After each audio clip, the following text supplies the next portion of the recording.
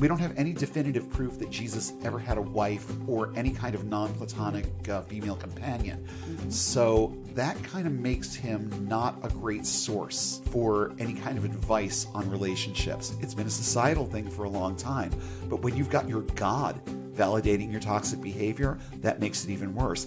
And I cannot think of a more toxic example of how to deal with people than the Hebrew Yahweh. And those thoughts are always going to be in there because they are placed in our heads from the moment we can understand. And then they are exacerbated, amplified, and solidified when you get involved in a religion like evangelical Christianity.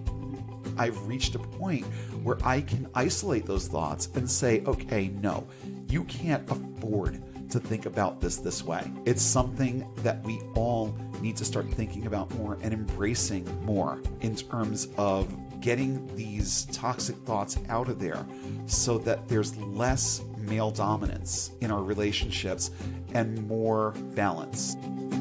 Welcome to Unbound, A podcast for new atheists and lifetime atheists, ex-evangelicals, truth seekers, and free thinkers. There is life after faith. And life here is good. It's time for a new perspective. And a better conversation. I'm Spider. And I'm Shelle. And it's time to get unbound. Man, oh man, do we have a show for you tonight. I'm Spider. And I'm Shelle. Just a little bit of a tease of what's going to be coming up later in the episode. I have been thinking about an episode on toxic masculinity since before we even did episode 1. And we are here now on episode, I think, 23. Yes. And I'm just getting around to this. It's a concept that permeates a lot of what we talk about. But I want to talk about some of the specifics tonight, some of the things that I've experienced, which is always part of this thing, but also give you guys a heads up on how these concepts permeate not just evangelical religion, but culture in general, and have for a very, very, very long time. I'm going to go on record and say that toxic masculinity is not an evangelical specific problem. No. But there are things that they do to perpetuate it that are very, very scary, that are very sinister in nature. I use that word a lot when it comes to the things that happen in this religion, but I think that it's appropriate. And I really just want to get people thinking a little bit more along the lines of why this is a problem and the kinds of things that men, particularly in evangelical circles, do to perpetuate this concept, even though society has, at least on its surface, started steering away from this just a little bit. It's still a big thing. It's not something that you see glamorized on TV anymore. You don't see the guy chasing the secretary around the desk or anything like that.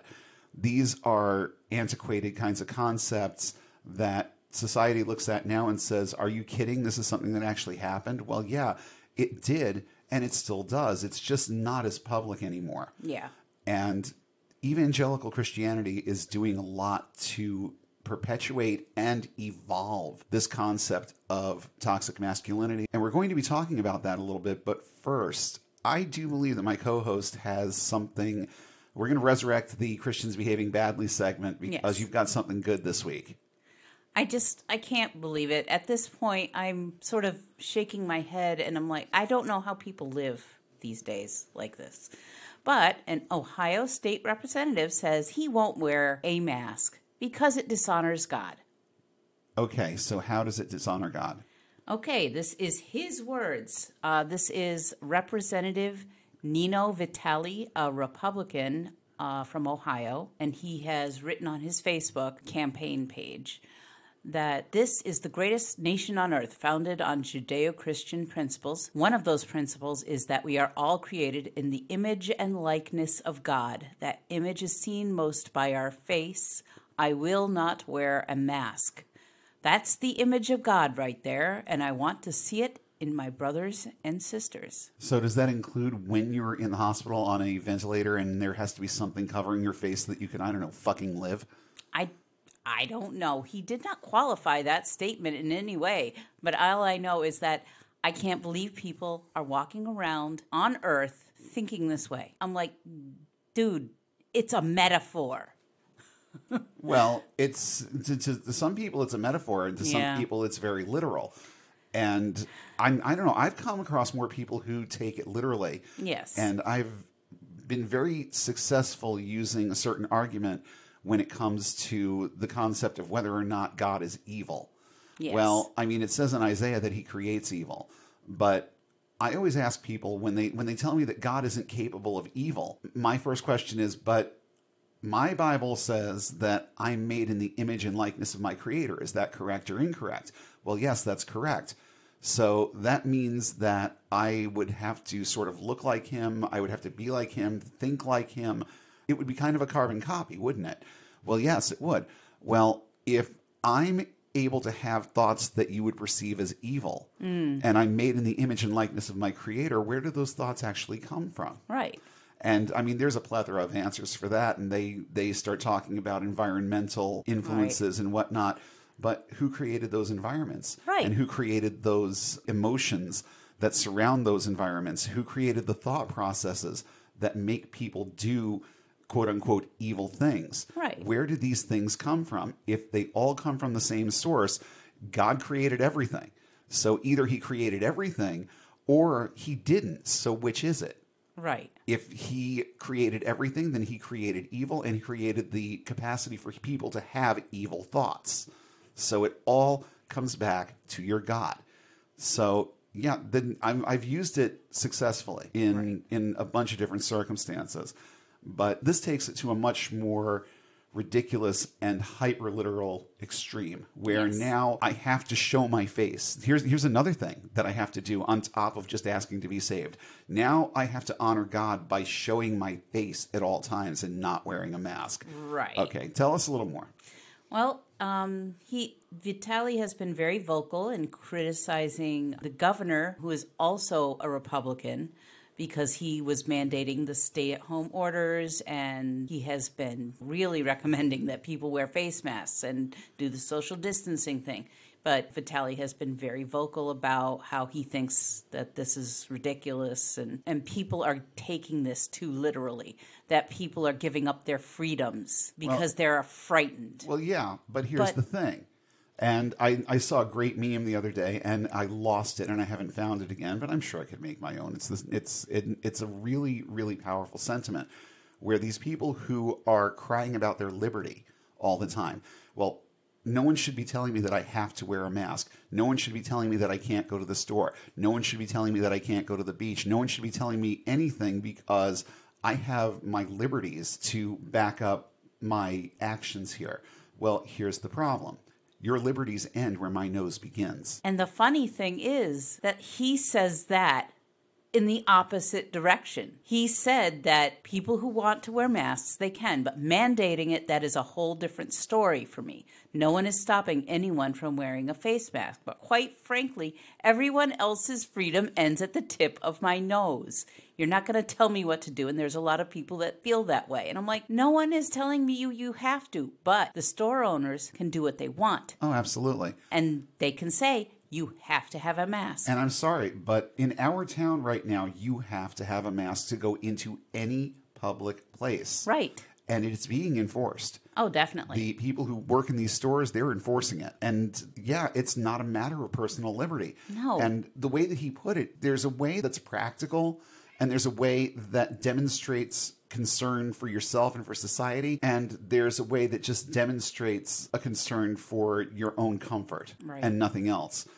I will go on record and say that wearing these masks is uncomfortable, especially for someone who wears glasses. Mm-hmm. If you don't position it just the right way, your glasses are going to fog up. You're breathing in a lot of your own CO2, which to me is problematic. I start getting short of breath. Yeah. I start breathing heavier. And on a couple of occasions, it's been mistaken for me getting hot under the collar or angry about something because I'm just waiting in a line. No, I'm not angry. I'm having a hard time breathing. Oh, yeah, same. And that's same. what it is. Yeah, because we both have asthma. Yeah. And it's really hard when you start breathing that way. And it's very uncomfortable. That's why I come home from a grocery store trip and I want to take a nap. I'm exhausted. Yeah. I've never had to wear the mask for real lengthy periods of time. The longest that I had to wear it was when I was sitting waiting for my tires a couple of weeks ago, and that was just about an hour. And even then, I found myself walking away from where there were people and taking it off so that I could take a couple of just legit bona fide all air breaths, you know what I mean? Not breathing in my own CO2. Right. And usually on a grocery trip, I have to wear it for about at least an hour and a half, if not longer. Yeah. Because everything takes so long to do. Yeah, you're doing the bulk of the shopping. I mean, I go out and I get certain things, and I'm usually in and out pretty quickly. Right. But going to on a Walmart run is a long process. It is. It's a very long process. It is. And people are not adjusting to it well. And there are a lot of those same kinds of attitudes. I'm not going to tell the entire story, but I did run into a couple of people a couple of weeks ago who were very adamant about not wearing the masks and were and cited that their God was going to protect them. Yes. So that actually escalated into a whole other conversation where I don't know. Did I mention this on the last episode? I don't know. I don't know if I did or not.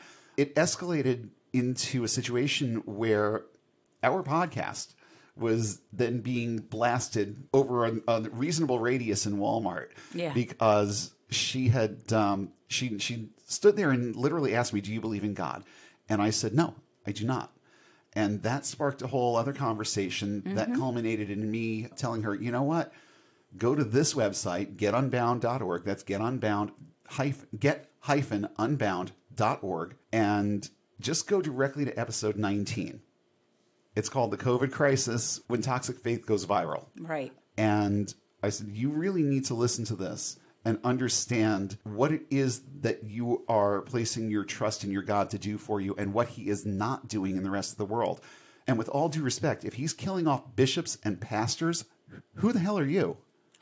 You know, that to me, I would be concerned if my pastor was telling me that I was going to be okay, and even to the point where he could actually reverse the effects of this and take it away, and then he dies of it. Right. You know, where is the power of your God in that? No. So we had this whole conversation while I was waiting for my online order, and that's just one example. I witnessed a pretty heavy altercation between two people at a store today. Yeah. Because somebody didn't feel like social distancing was something that he needed to participate in.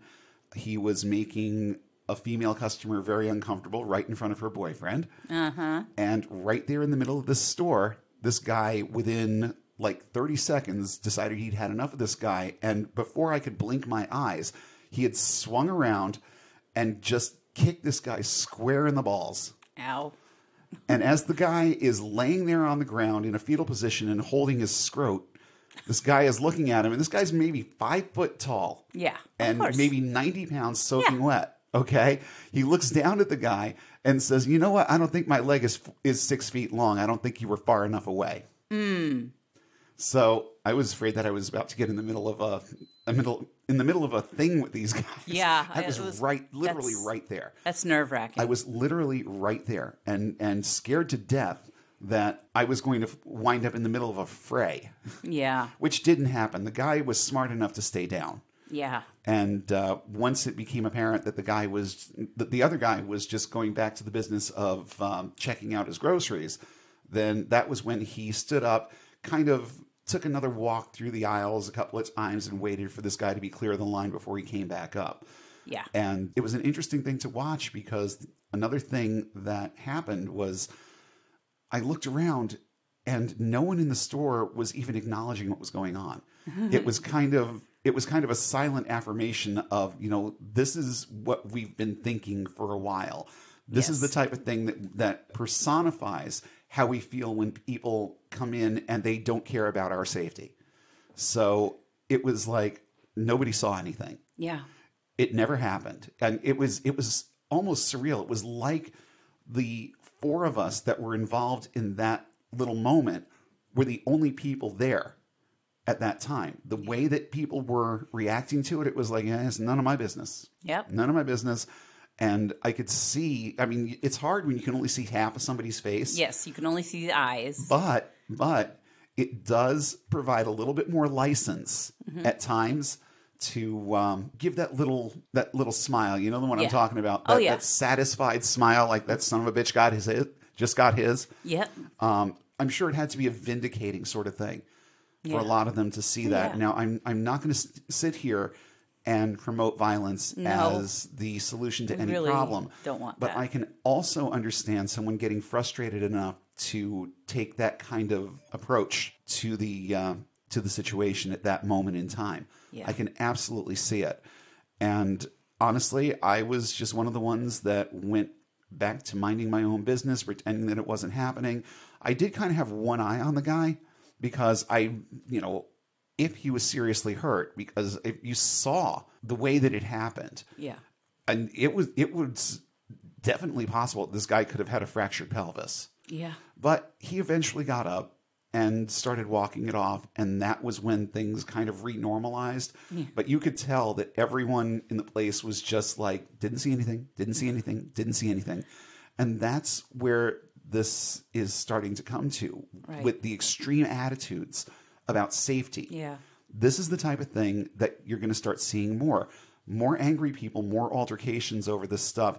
And the bottom line is, and we talked about this earlier, the bottom line is, how long do we really want this to go on? How long do we want to walk around with masks on? Well, we have more control over this than a lot of people think we do. Right. We have a lot more control. If I can find the link again, I hope I can find it, because it was a really, really good article. I think it was New York Times, but I'm not sure. But they put up this infographic where they had they backtracked a certain number of cases of COVID-19 that they were able to backtrack to airline passengers. Right. And what they discovered was that if you were like in the very next row or just across the row from them, and not even in the window seat, literally right across the row from them, your chances of contracting it from them were about 100%. But if you just move one or two rows back, those numbers decrease drastically and quickly, to the point where if you're 2 rows back, your chances of getting this are very, very close to zero. Right. So even in that enclosed environment, this thing doesn't really travel that far in an airborne fashion. It doesn't really travel to the extent that you can infect people in a huge radius all by yourself. What does this tell us? It tells us that the 6-foot rule works. Yeah. Because that would be about, with as cramped as modern airplanes are, 2 rows back would be about 6, 8, 10 feet, somewhere in that neighborhood. So if your chances of getting it drop to almost zero, that close to somebody in an enclosed space with recirculated air, Yeah. then in an open space, even in a space that's open like Walmart, even though it's inside, in that kind of a space, if you simply practice social distancing, that is enough without a mask. Now, here's the problem. It's impossible. It is absolutely impossible to maintain that 6 feet at all times. Yeah. And people try. I see more people making more of a concerted effort to do this now, but it's still an impossibility. You're always going to get into closer contact with people. That's where the masks come into play. And they've also done studies that show that those N95 masks, whatever they call them, aren't anywhere near as effective as these ones that people are sewing up and selling for $3 on the street. Right. The cloth masks are actually more effective. So the ones that the majority of people are using are also the most effective. They are necessary to the extent that they do damage control. So when you cannot maintain good social distancing, that's where the masks kick in and help keep things from reaching you or getting from you to somebody else. Yeah. And that's why we have to do this, because even if you're following the rules to a T, it's going to be next to impossible to pull it off for an entire trip to the grocery store. Yeah. Oh, yeah. So that's why we're doing what we're doing. And to me, the only question that remains here is, how long do you want to be inconvenienced? Right. Okay. How long do you want this to be part of your life? How long do you want to have to spend thinking about it and fuming over it? Just put on your damn mask, think about somebody besides yourself, and understand that your liberty stops where my nose begins. Yeah. It's that simple. If that's not good enough for you, well, I'm sorry. Stay home. Yeah. It really kind of, infuriates me to hear these people whine about it. I want a haircut. I want to go to the nail salon. And it's like, really, people, just put on the mask. File your own nails. Even trim your own damn hair. I learned how. Yeah. I did a decent job. And I'm just letting mine grow. I don't really care. I'm letting mine grow as long as I possibly can so that I don't have to put my hairdresser in danger. Right. Okay. She has a new baby. I want her to be well, I want her to be well, and I want her to live for her kid. So I would like all the people who can live for the rest of their lives. Yeah. The sheer selfishness of it. Yeah. I hate wearing the mask. I hate it. I hate absolutely despise the fact that it's something that I have to do right now. But you know what I hate even more? The notion of either A, dying of this thing, or B, being responsible for someone else dying of this thing without ever knowing. Yeah, that's crazy. Because that's the way that it happens. It's like you're not going to pass by somebody in a store and they're going to have this feeling like you just gave them something. No, they're going to figure it out a couple of weeks later, and then they're going to deal with it in a variety of ways. And with some people, they're going to hold off going to the doctor. They're going to decide that it's something else. They're going to decide that they're just not sick enough to seek medical help. And after a little while, it's just going to be too late. Yeah. And that's the real problem. I don't want to be the one who's responsible for that, whether I ever learn about it or not. Right. I don't want to be the one who perpetuates this thing, so I'm doing what I'm being asked. And if that means that before I walk into a store, I need to put on a mask, that's just fine. Because any compassionate and loving God would want to, A, see his children protected, and B, would want his representatives here to be representative of his desire for people to be safe. Right. Forgiving the fact that he could just take it away in a heartbeat if what these people believe is true, let's just consider for a moment that this God has certain human limitations, and he is relying on you as one of his children to do things the way that he would do them here. If you need to think about it that way, the way that you view your God as a loving and compassionate father, what would he have you do? Why are we listening to crackpots like this who say, I won't wear a mask because I'm in the image and likeness of God and my face should be seen?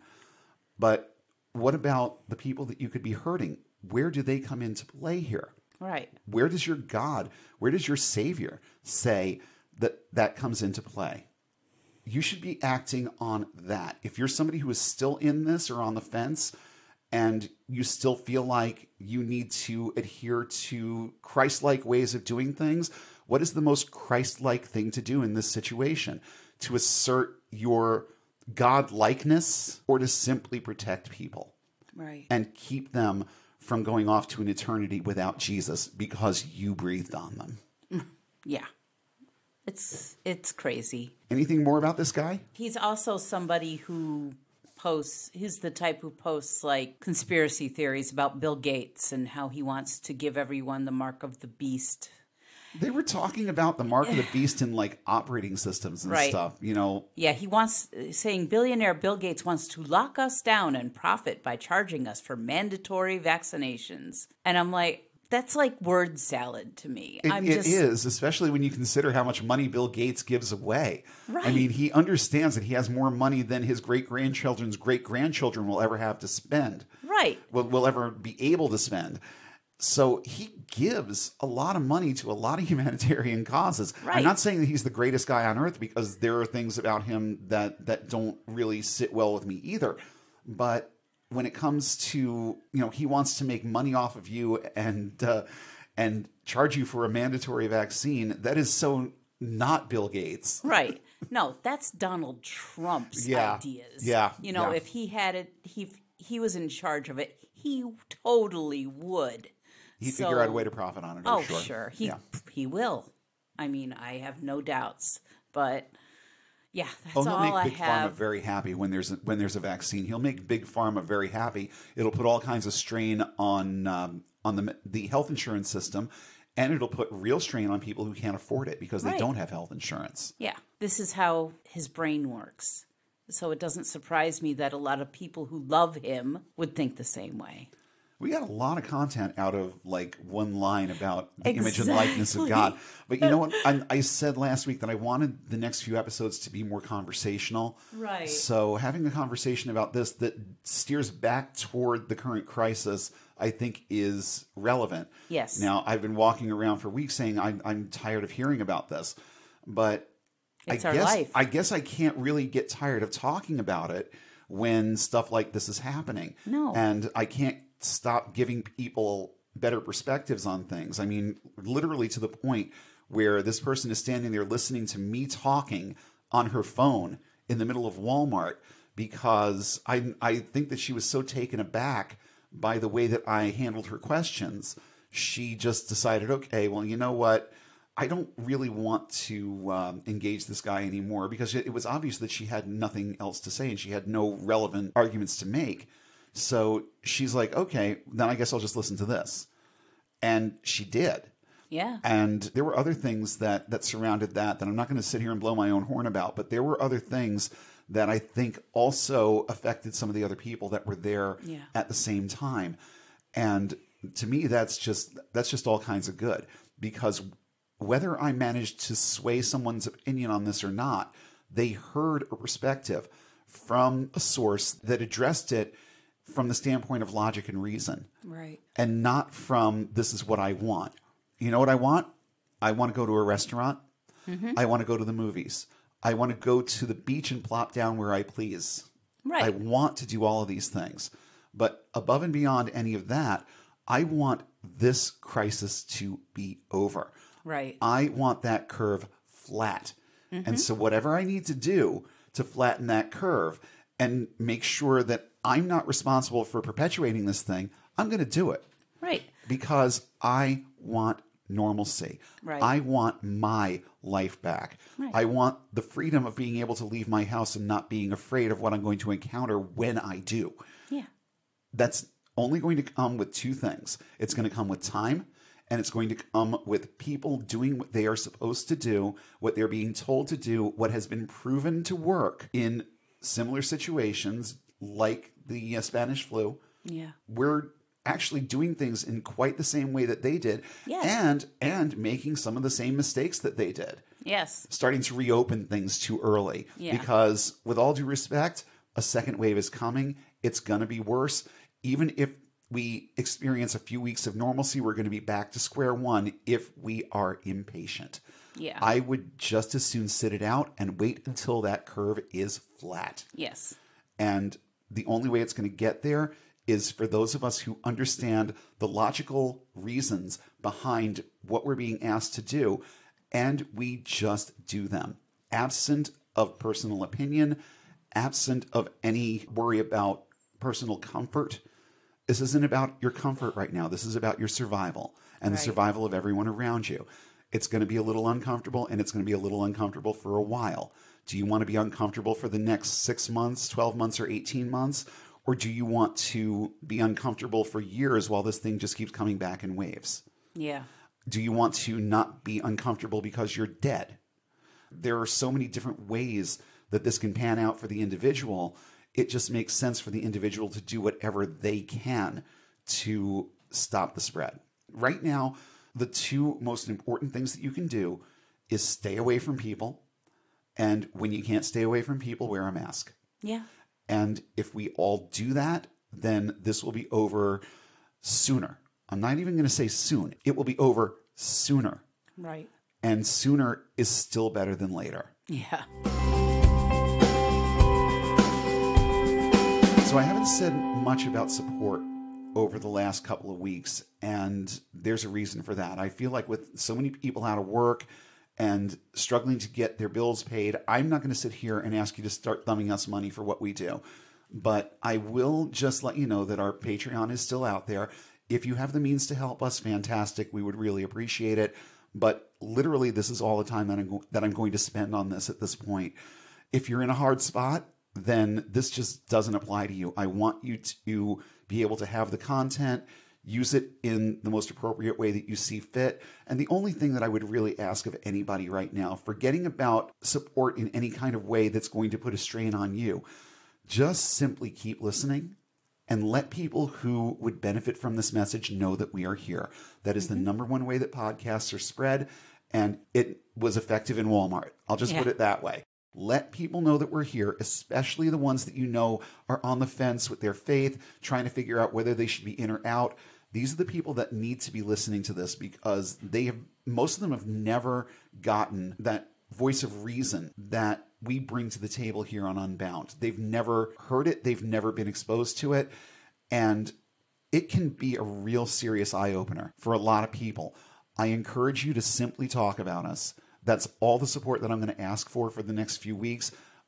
We do the little thing at the end where we mention the Patreon, and that's about all that I'm going to say for the next few weeks, or for however long it takes for things to start to restabilize and for me to feel comfortable approaching people for money. Right now, I just want you to consume the content, and I want you to spread it. And I want people who need to hear this message to hear the message. I'm relying on you for that, and I appreciate your ongoing support. I appreciate everyone who listens every week, or I know as the trend has been the last couple of weeks, it's been every 2 weeks or so that we've been putting out an episode. But I'm hoping to get a little bit more back on track and having something new for you every Sunday. In exchange, please just let people know that we're here, and let's help some more people start getting and staying unbound. And with that, onward into our main segment. We're going to talk at considerable length tonight about the subject of toxic masculinity, what it means, where it comes from. Is this just an evangelical thing? No. It predates evangelical Christianity by quite a bit, mostly because a lot of these concepts are biblical. So they go back way further. We can't blame evangelicals for this, but there are things that they do with these concepts that are sneaky and manipulative and designed to permeate the culture in ways that you probably haven't thought about before. And we're going to talk about some of that tonight. Let's just talk, before we get into anything related to the evangelical side of this, let's talk about this from a societal perspective first. I was not raised evangelical. I was raised Catholic, and it should come as no surprise to anyone that there's a lot of toxic masculine kind of messaging that goes on just in the structure and hierarchies of the Catholic Church, where women are still largely discouraged from having leadership roles. I still don't think that there are female priests. No. But I think that there might be some female deacons at this point. Yeah, I don't know. They're starting to climb the ranks a little bit, but it's a real touchy area. Even when Pope John Paul II, who was one of the more liberal popes out there, made certain changes and tried to redefine gender roles just a little bit, it didn't have a whole lot of an effect, because the way that they were doing things internally never really changed. Right. So they were saying one thing and practicing another, which is that's standard of any Christian denomination. It doesn't have to be evangelical. The Catholics have been good at this for a long time too. But let's take it outside the walls of the church just for a little bit and talk about the things that society does to groom young boys to think in this way. For me, I can, and it's not even a matter of I can remember. You can actually go and observe some of these things that still happen today. When I was a kid, there were very specific lines drawn in gender for things like toys and clothes and hairstyles. There was more than one occasion where my own grandmother tried telling me that some of my tastes were "quote unquote" too girly, and there were other criticisms that revolved around that. But she had a very specific picture in her head of what a young boy should be. Right. What a young boy should look like, what his toys should look like. And my childhood, this was drilled into me like crazy. Now, I had typical boy tastes. It wasn't like I wanted to play with Barbies, but I didn't see anything wrong with playing with Barbies. Even back then, I had a lot of girls who were friends, and I had no problem with playing Tea Party. I had no problem with any of this. But my grandmother witnessed some of it once or twice when we had relatives over and whatnot. And she voiced her concerns about some of the things that I was participating in being a little bit too girly, and would say things like, why don't you go over there and play with the boys? They've got the Hot Wheels out. Okay. It was better for me to play with the Hot Wheels than it was to be over here where the girls were playing with the Barbies. She didn't even like the fact that I had Star Wars action figures because she considered them to be dolls. Right. And she didn't think that it was healthy for a boy to play with dolls. Well, these aren't dolls, they're action figures, and I'm basically putting them in like wartime scenarios. This is what little boys do. I'm going to get to that one in a second too. But the way that I interacted with these toys was always very masculine in nature anyway. So it's not like I would pick up a Barbie doll and pretend to be a girl. I would be the one who would pick up the Barbie doll and pick a fight with another Barbie doll. That was kind of the way that it went. Jumping on another Barbie doll, or extending a leg and kicking another Barbie doll and knocking her over. These were the types of things, but it was in good fun. It wasn't like we were trying to make statements about, what gender roles were. It was, you gave a boy a girl's toy and he turned it into a boy's toy. And that was it, and I wasn't sitting there worrying about the fact that it was a Barbie or anything that was like girly. And even when I was in school, I can remember one time, one of the girls, probably, I got to say it was 4th or 5th grade, had brought in this stuffed animal. And it was, I don't think that it was a bear. I seem to recall that it was something more like a groundhog or something like that. It was large. That I remember. Well, for a kid my size, it was large. And it was wearing a dress. And I can remember having this thing sitting on the table next to me at lunch. Mm-hmm. I don't even remember why it was there. But I can remember having this thing sitting next to me at lunch, and several of my male friends saying, "You got to push that aside. You got to put that over there. You got to give it back to Jen." And I'm like, "Why?" Like, because it looks like you're having lunch with it. Like, well, what if I am? Like, and they. I don't think that words like gay were really in the vocabulary of my 4th and 5th grade friends. But it was what was being suggested, was that it looked like that. It didn't look like something that a boy should be doing. So just sort of slide it back over toward the girls a little bit more. Even as young children, these things get really, really, really ingrained. And for me, I never saw what the big deal was. But as I got older, I got less comfortable with the idea of just playing inclusively with girls and their toys and whatnot. It became more of a priority to interact with things like Hot Wheels. Right. But that's just because I started developing more of a sense of who I was. And I had things that I preferred. I preferred my Star Wars figures. I preferred my Hot Wheels and my Matchbox cars. I preferred my racing sets. I preferred my Smash 'em Up Derby cars. You remember those? Yeah, I do. All right. The Rough Riders 4x4s, those were really popular when I was like a preteen also. And I got like an entire stocking full of them one year for Christmas. Oh, fun. And that was a lot of fun. The noise didn't stop for like 6 months. But those were choices that I had made. And even when my grandmother tried to deter certain things, it was never really explained why. And I didn't quite understand why until much, much later. Now, I feel like just the way that I've seen younger parents, like millennial parents, deal with these same situations, there's much more of an inclusionary aspect to it now. Yeah. I don't think that millennial parents go anywhere near as nutso. Oh, no. If they see their boys playing with a Barbie. No. I don't think that they care. It was a much bigger thing with my parents' and grandparents' generation. It was a much, much bigger thing for them than it was for their kids.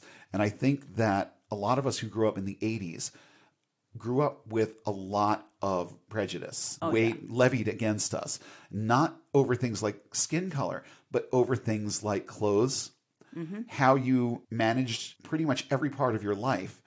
And there were all kinds of activities words, opinions, right down to how you dressed, how you walked, how you carried yourself, that could easily be characterized as gay. Oh, yeah. You would be called a faggot for no reason, just as a pejorative, because for some reason we were supposed to believe that it was bad to be gay. So to be called a faggot was a high insult, and it was one that teenage boys in particular really used liberally in the 80s. Yeah. And we've gravitated away from a lot of that stuff. I mean, in the 80s, if you weren't wearing designer jeans, then you were picked on. I was constantly picked on for wearing like Wranglers and stuff. For whatever reason, Levi's and Lee's were okay. I guess those were considered more name brand. Yeah. And Wranglers were more off brand, even though they did a lot of national advertising and whatnot. But certain types of sneakers and footwear was a big thing in the 80s. You know, we talk about the expensive sneakers that are out there now. This concept goes way back. Air Jordans were a thing in the 80s. Oh, sure. They were a big thing, and I actually wanted a pair, but I don't think I could have worn them because of the way that my feet were. Right. I always wanted a pair, but I never got them because I was pretty sure that they would be uncomfortable. It was a little different for me because I didn't run in those particular circles. It was more of a thing in junior high than high school. I didn't get picked on for my clothes, and I shopped at Bradley's almost exclusively. Yeah. But, you know, middle school, that age is the worst. I mean, it is. The worst of it that I can remember is definitely when I was in, well, they called it junior high school where I was, but it was still middle school. That 7th, 8th, and 9th grade that I spent in that building, they were like the years from hell. Oh, yeah. And as a substitute teacher, I saw the same thing, where that particular age group is particularly nasty. Yeah. Because they're working out so much in their head. They're waking up sexually. They are starting to develop a sense of self, and that sense of self is challenged all the time by the people around them. Yeah. And in those formative years, you get defensive and you get aggressive and you get downright nasty because you get tired of defending yourself. You get tired of defending yourself to yourself and start thinking that you have something to prove to yourself and to the other people around you. This hasn't changed much, but the MO has changed quite a bit. And the things that people get picked on, the things that kids get picked on these days are a lot different than they were when I was that age. And a lot of the attacking that went on was bringing into question your sexual orientation. You know, everything was gay. You know, if you liked a certain band or a certain song, you were a faggot. Okay. And these were things that just got pounded into the male psyche at that time. So in that formative time, you're being told, I'm not allowed to like this. I'm not allowed to dress this way. I'm not allowed to have these interests or opinions because I don't want to be perceived as a faggot. It starts when we're kids, when we're told to go play with the Hot Wheels toys and not the Barbies. It continues when we're teenagers, when now it's our friends policing the things that we say, do, wear, and everything else. And then as an adult, we have to piece it all together for ourselves and figure out who it is that we're going to be and how we are going to manage our relationships, particularly with people of the opposite sex, and particularly if we are straight. Yeah. And let's just backtrack just a tiny bit because I made a note about this. Suppression of base impulses. This is a huge bone of contention with me. And I know there are going to be people who are going to really disagree with me on this one. But I can't help but notice that there were no school shootings during the time that I was in school. And I won't say no, but the instances of violence in schools was way, way, way lower in the 60s, 70s, and 80s. Than it was in the 90s and forward, because the 90s was the gateway to things like Columbine. Okay. And granted, it was late 90s, but attitudes were changing. They were changing a lot. And now we live in a world where a kindergartner can be suspended from school for putting up his thumb and forefinger and saying bang. Yeah. And honestly, I think that it's a really, really horrible and unproductive way of dealing with this. We went through it with Liam. Yeah. And I can remember telling the principal at his school, look, you are not going to undo eons of evolutionary behavior by simply telling someone that if you do this, you're going to be punished. But that's precisely what was happening, and it does happen. And I had to fight for him at one point to not be suspended because he was exhibiting what they called violent behaviors. No, he wasn't. He was exhibiting the same behaviors that I exhibited when my friends went out to recess and pretended that we were on the set of Star Wars. Yeah. This is what they started tagging as violent behavior. Here's the thing. And from a male perspective, hopefully this makes sense to everybody out there. Hopefully the way that I'm about to explain this makes sense to you. We didn't have the problems in our schools then that we have now. And back then, it was accepted that when you went out to recess, there would be games of cops and robbers. There would be cowboys and Indians. There would be war games and pretending to have battles and pretending to shoot and kill each other. Well, here's the thing. Young boys work out these base tendencies in their personalities when they are very young. And suppressing that and telling them, no, you can't do this, only leads to bigger problems later. Because what are you telling that kid? You're telling them you are not allowed to be yourself. There are problems. There are problems with that kind of enforcement of these sorts of rules. I understand, based on where we are as a society right now, why certain rules need to be enforced a little bit more stringently, why you can't tolerate even a buck knife in a school environment. I understand the reasons why. When you start taking kindergartners, and suspending them for playing cops and robbers during recess, that's the type of thing that cultivates things like Columbine and other violent behaviors where people are acting out in real and dangerous ways because they haven't had this opportunity as young children to work out these base emotions to the point where they've got them under wraps. And when that happens, they never become under wraps. And those tendencies that should have been worked out when you were 6 are still there and lying in wait when you're 16. And that right there is a problem. And not only is it a recipe for violence in a school shooting type of setting, but it's also a recipe for toxic masculinity. When we were allowed to just be ourselves as boys, there were still a lot of problems. In society, there were a lot of skewed ideas about who men were and who women were, but it didn't have the degree of animosity and hate that it has now. There wasn't the resentment aspect of being asked to assume certain boundaries. And also when I was growing up, those boundaries, those lines were drawn a whole lot thinner. Men were still allowed to get away with a lot of things that today would just it would raise a lot of eyebrows. We watch a lot of Pluto TV, right? And just watching old episodes of shows like All in the Family and One Day at a Time, I sit there and I listen to some of the things coming out of these guys' mouths toward women on these shows. It's like, oh, that would never fly today.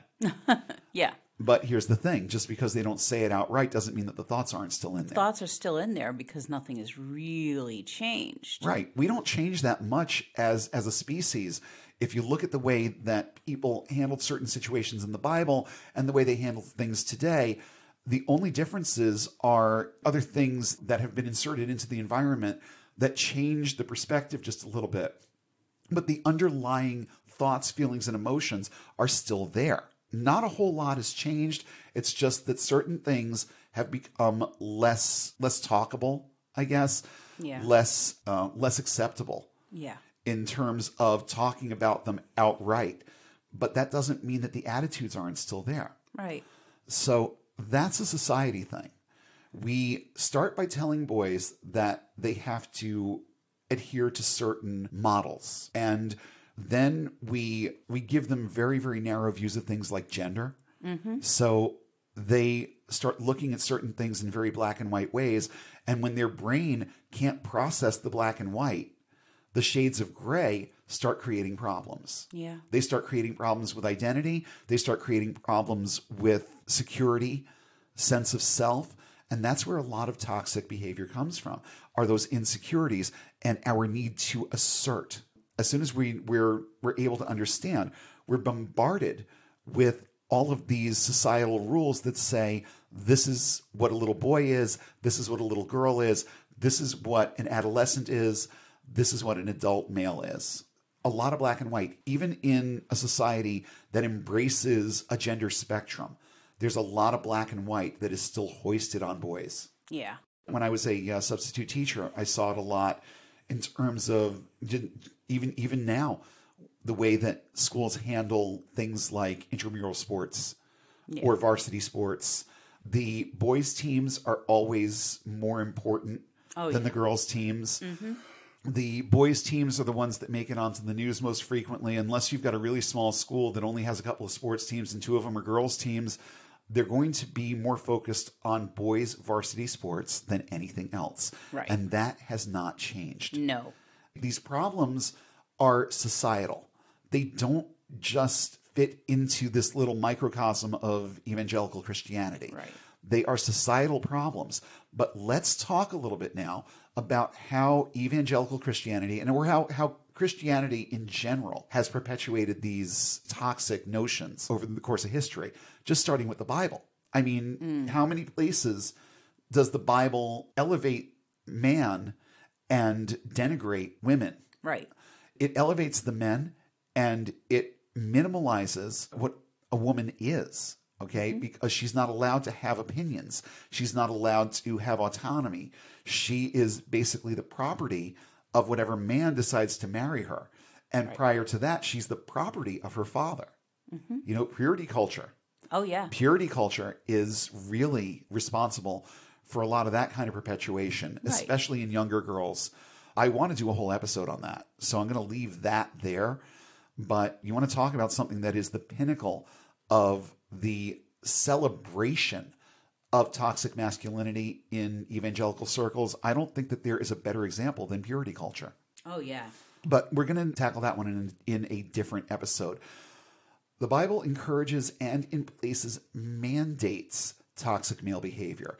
I mean, just going right back to the Garden of Eden, where God formed Adam basically out of nothing, out of the dust.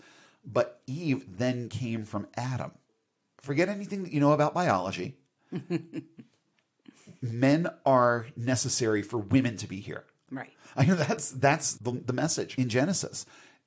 God made Adam and then made Eve out of Adam to show that women need men. Yeah. So right back to the very beginning of the book, men are taught that they are necessary and that women are their property.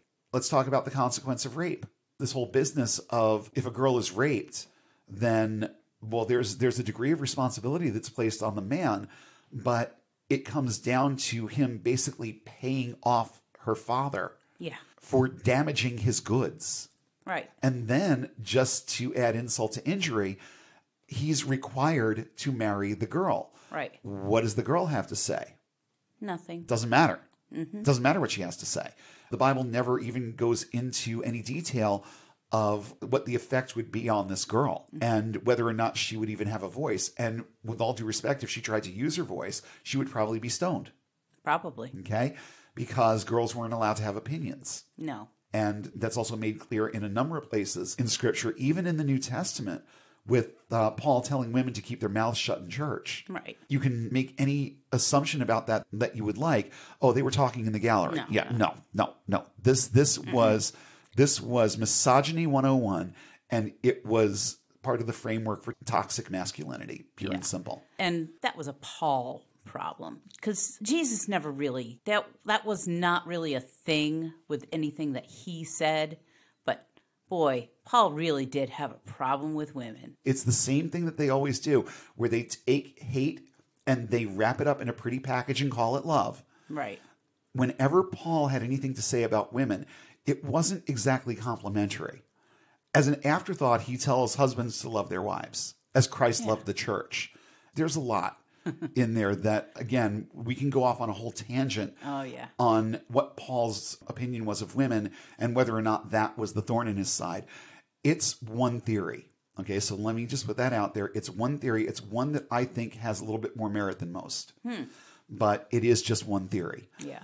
And I'm not going to sit here and try and tout it as fact. You can come up with your own opinions on this. That's all there is. There are no evidences or anything that you can turn to as a proof. All we have on anything biblical is our own opinions. Right. And my opinion is that the thorn in his side had a lot to do with the fact that he was a failure with women. And there were a lot of underlying comments that he made in the epistles that kind of reinforced this concept. So I'm going to leave that there because that really could be a whole episode. But it does also play into who men are listening to when they're getting their cues about how to treat women. Because if that was in any way, shape, or form true, then Paul really didn't have anything to say about relationships. It's kind of like the blind leading the blind at that point.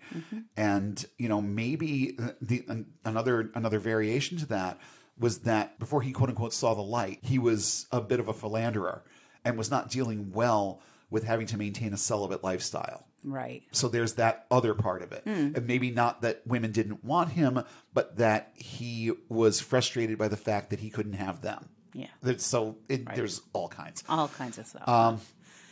Getting back to the couple little notes that I made here.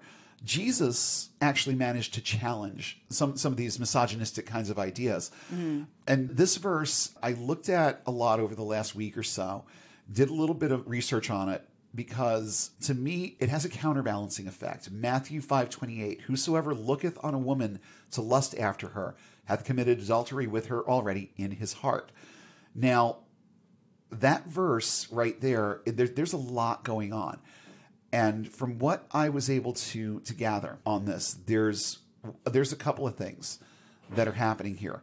One that's actually quite positive, and one that's like really, really, really negative. Right. Okay? The positive end of that is that Jesus wanted it made clear that it wasn't a good idea to objectify women. It wasn't a good thing to look at a woman as something that you could possess or that you could dominate. And a lot of these lustful drives have to do with possession and domination. So even on the level of, with all due respect, I can't name a single woman out there that well, I'm not going to say I can't name a single woman. Most women out there don't relish the idea of a guy looking at them and thinking about fucking them when they're in the same room. Okay? Yeah. Most women aren't really into that. So it's good that Jesus is trying to train these guys to look at women from a more respectful perspective. On that side of the argument, it's actually a positive statement that he's making. The negative comes in when you realize that what he's actually saying here is that your own feelings, wants, and tendencies don't matter. You have to adjust the way that you think about this. You have to adjust the way that you approach your own urges and your own drives. And I'm sorry, these things are already in there. So we can control them to the extent that we're not just walking up to random women and throwing them on the ground and raping them, but can we really control whether or not we look at somebody and say, oh, that looks good? No. And we're not supposed to. This is how, I'm sorry, Jesus, are you aware of where babies come from? Because... Not entirely. Because, well, no. But I mean, it's actually quite recent in our history that we do understand this entirely. True. For thousands of years, people got it wrong. And there were a lot of wrong things that were just assumed to be right. And then along came science. Yeah, science. See? And that's the thing. But this particular verse is telling guys, look, you know what? You need to start not looking at women this way. I'm sorry. It's an impossibility. These are base kinds of emotions that are just there. And they're there for a reason, because nature wants us to reproduce. And Jesus is saying in this verse, well, you know what? Fuck nature. I'm telling you, don't look at her that way. And if you do, it's a sin. No, it's not. It's not the thought that's in question here. It's not the thought that is dangerous. It's what you do with it. Right. So it would have been a whole lot more productive for him to say that if you look upon a woman with lust, you need to kind of step back, give yourself a reality check, and recognize that this is a human being before it's something that you can fuck. Okay? And that, when when you look at it from that perspective, it's a lot healthier.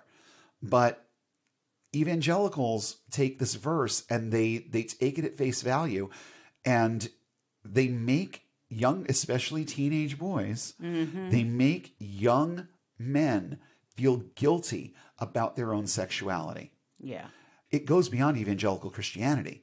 But when you've got the leader of a major world religion sitting there and saying that just looking at somebody and wanting to have sex with them is the same as having sex with them, that creates a problem.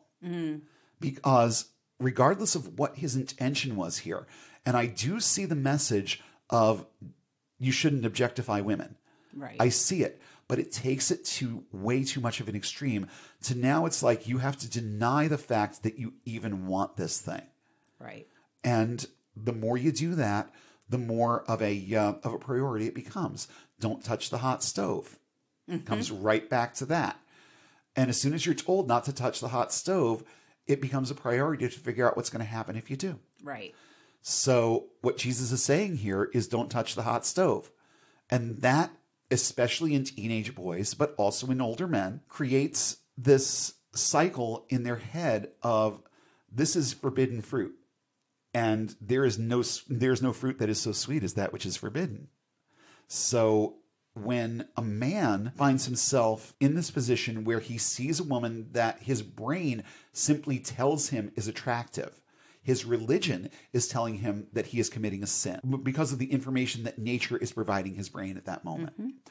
So, I mean, I don't know about anybody else, but I can certainly look at an attractive woman and see an attractive woman. I'm not devising elaborate scenarios of what I want to do with her or to her or anything like that. But I know an attractive woman when I see one. And it's a sexual response.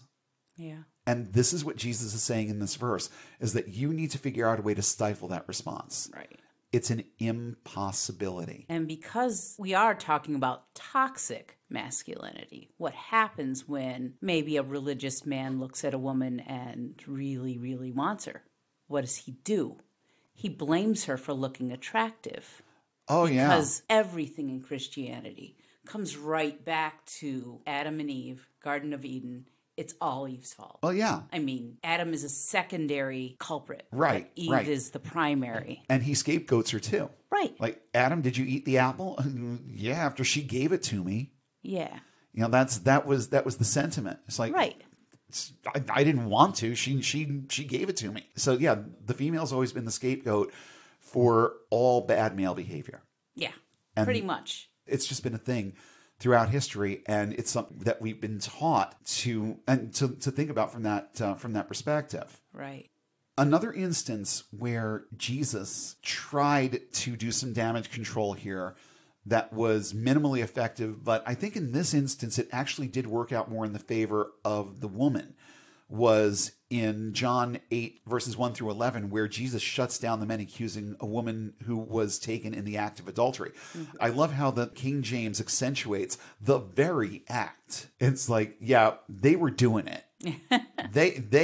She was doing this. Where was the guy? Yeah.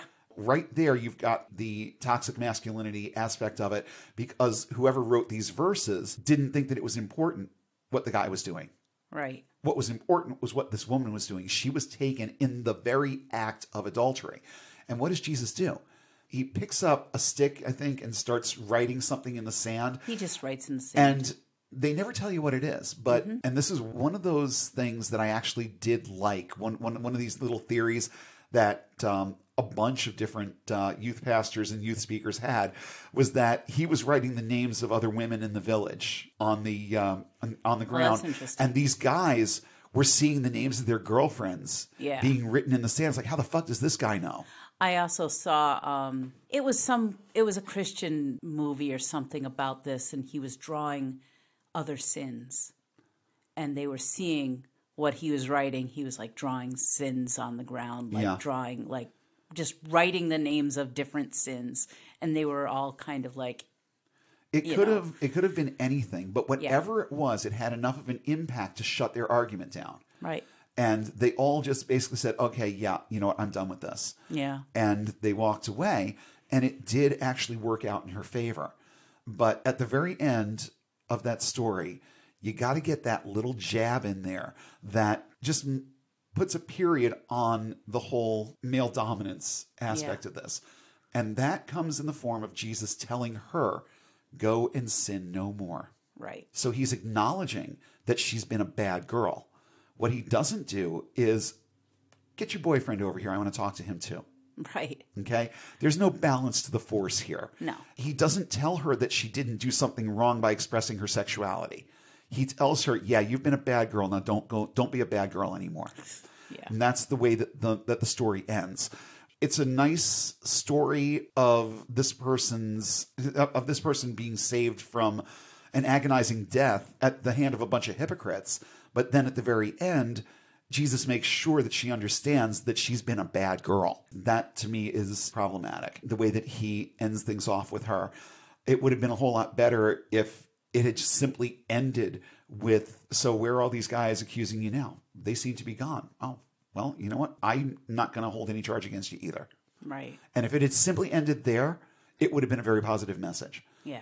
Take out the last part about go and sin no more. It's a great message. But they had to ruin it at the very end because they had to solidify the concept that it was Jesus who was in charge. Yes. He couldn't simply agree with her or exonerate her for no reason. He had to have the final word, and he had to be perceived as the final authority. Right. The man was the final authority. And the man decreed that she had sinned, even though he had forgiven her. Mm-hmm. And there are other problems with looking to Jesus as your example of anything related to interpersonal, sexual kinds of relationships. Not the least of which being that we're supposed to believe that he was born, that he died a virgin, okay? Right. That he was never married, he'd never had sex. These are things that the Bible doesn't touch on specifically, but have been assumed for a very, very long time. Mm-hmm. We don't have any definitive proof that Jesus ever had a wife or any kind of non-Platonic female companion. Mm-hmm. So that kind of makes him not a great source for any kind of advice on relationships, right, or how I should be thinking about the opposite sex. I also noticed that back in Matthew 5, he doesn't come right out and say, hey guys, you know what? I can look at a woman and not think about her that way. So what's wrong with you? Mm. He never admits to his own personhood. And that's one thing that always bothered me about Jesus, was that he was supposed to be fully human and fully divine. And yet he did a whole lot more to assert his divinity when it suited him. Mm-hmm. He asserted his humanness when it suited him. But he also asserted his divinity a whole lot more when he wanted to gain the high ground. Like his first public miracle, where he turned water into wine. If you notice, he didn't really want to do it. Yeah. But he did it to placate his mother. Right. And she comes up to him and says, you know what? They're kind of out of wine here. Can you, and just sort of, I can see her do the elbow thing, like elbowing him in the side a little bit. You do something about this? And his response is, you know, I really don't think it's time for me to show these people what I'm really capable of yet, but I'll do it for you because you're my mom. and so that was the sentiment there. He asserted his humanness in that instance. It's like, I still feel the need to kind of look a little bit more ordinary here. I feel like I should still be blending in a little bit, and this isn't going to help. But you're my mom, so okay. So there's that instance where he's asserting his human side. But there are far more examples of him asserting his divinity or perceived divinity among other people, because he was whatever he felt he needed to be at that moment in front of the people that he was in front of. And that's evangelical arrogance 101 right there. Jesus was the prime example of how men in particular play this assertion game. They assert different parts of their male dominance at different times. Whatever is most important to pull out of the toolbox at that moment, he's going to pull out.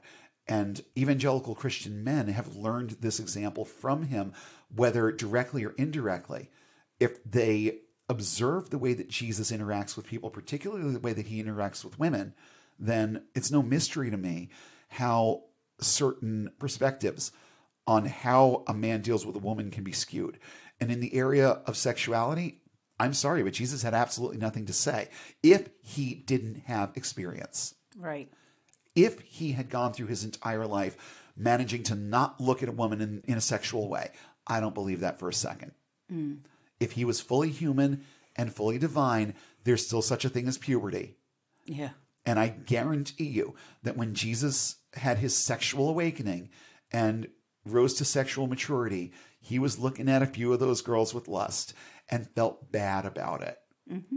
And so now everybody needs to feel bad about it. And since they look at me as a leader, I'm just going to tell them, hey, don't do this because it's a sin if you do. Yeah. And my Father doesn't like sin. And he can't have sin in his presence. So all I can think of is that one line in The Breakfast Club. You don't talk to her. You don't look at her. You don't even think about her. And that's that aggressive sentiment that I see happening in that verse in Matthew. It's like, don't even look at her. And then there's the whole business of if your right eye offends you, pluck it out. Yeah. There are people who have done this. There are people who have taken their eyes out. There are people who have castrated themselves because they're so afraid of their own urges. And that's the type of thing that the extreme type of thing that can happen when this thinking gets in there just a little bit too deep. But there were other things about Jesus. He was submissive to his mother. We just talked about that. She asked him to perform that miracle. And even though he did it grudgingly, he did it because mom asked him to. Right. He was respectful to his mother. And it's something that, I think a lot of evangelical men also latch on to. Yeah. And develop that kind of affection for their mother because they've had that example. So another sort of positive with negatives tied to it. Yes. Jesus was trusted by Mary and Martha, and there was a very familial kind of interaction between them. It didn't seem like it was all that submissive. Right. Even when he learned that Lazarus had died and he approaches their homestead or whatever it was, Mary and Martha they're not making demands, but they're not groveling in front of him either. They're walking up to him and they are dealing with him as basically a friend. Right. A powerful, influential, and good to have in your corner kind of friend. But I don't see them being submissive. Right. Okay.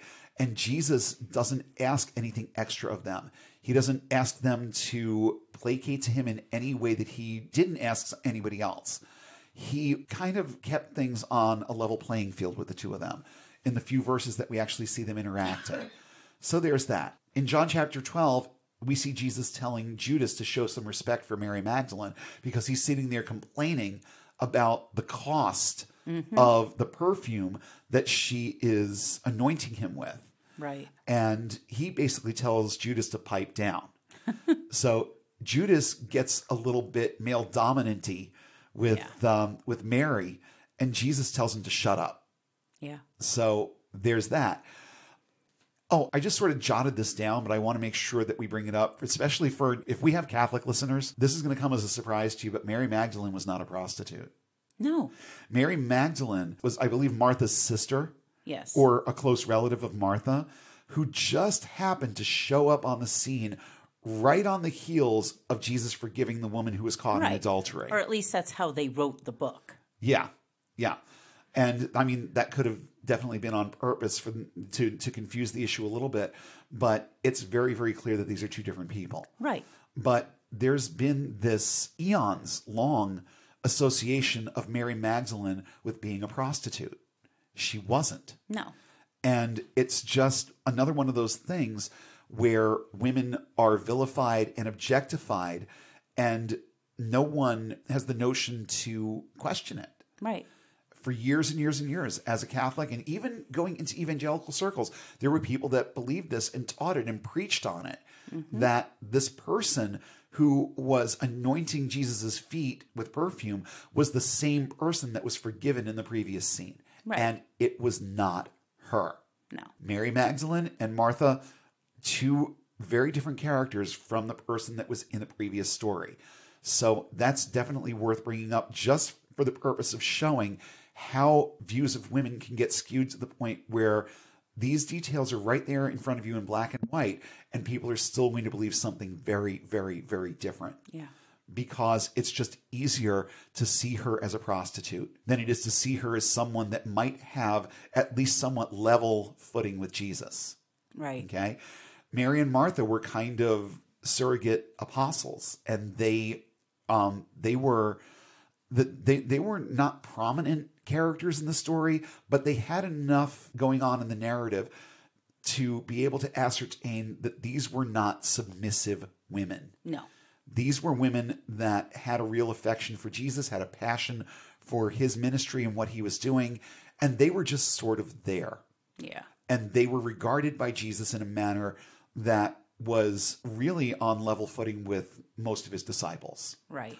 So I'm just going to round out this part of the conversation by pointing out that even though there are definite fringe positives to all of these things, and the way that Jesus spoke about women, the way that he handled certain situations with women, the way that he outwardly regarded women, there are definitely fringe positives here. But the real underlying negative in the messaging is the same thing that allows not just evangelical men, but men in general to assert this degree of dominance over women. Even in the year 2020, the underlying message is that women somehow need men. Okay? The woman who was taken in adultery needed to be forgiven by Jesus. She needed the absolution of a man who stood there and called her a sinner to her face anyway. She needed his absolution and his acceptance to be considered whole, or to be able to consider herself whole. And that's a problem. Mary and Martha, they may not have been submissive, but the underlying message in that story is that Mary and Martha needed Jesus to resurrect their brother. And the reason why they needed him in the first place was because there was no man in the house anymore, and they needed a man in the house. I don't see any other pressing reason for Lazarus to need to be resurrected from the dead. I don't see anything about him being the primary breadwinner or his role in that family being so important that they couldn't have gotten by without him. I don't see that anywhere. What I see is two women depending on a man to bring back a man that they need. Yeah. You see, it's an undercurrent through all of this.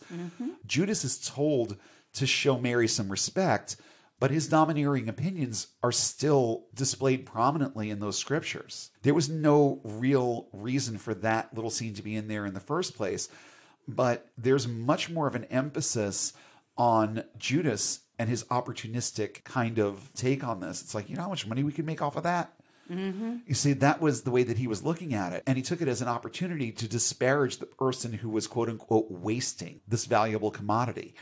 So again, we see the woman being defended, but we first have to endure the misogynistic tirade of this guy who the Bible never tried to paint him in a good light, but it still gave him the floor in this instance. And that tells me that whoever wrote this wanted it made clear. From the standpoint of economics, I guess, she was being a bad girl.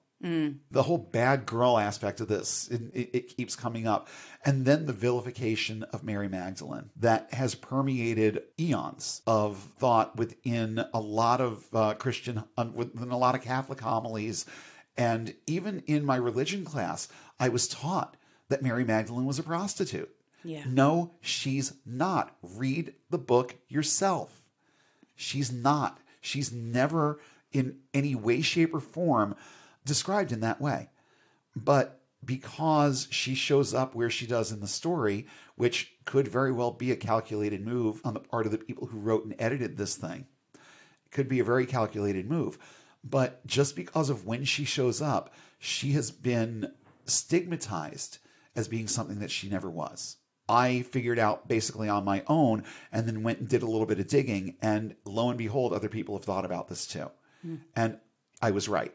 Nope, this is a completely other character. It's just that she shows up at a really inopportune time, and it looks like she's doing something penitent when she's just doing something devotional. Right. Now I'm going to shift gears, and we're going to talk specifically about how evangelical thinking perpetuates this thing we call toxic masculinity. Let's first talk about some of the basic traits of toxic male thinking and behavior.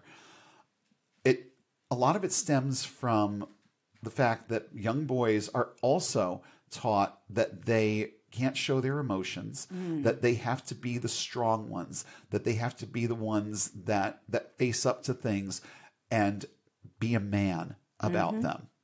And that's not an evangelical thing either. The whole be a man thing is also societal. Yes. But it's picked up and run with in a manner within evangelical circles that it clouds the messaging a lot. In some ways, it really lends to the toxic thought patterns.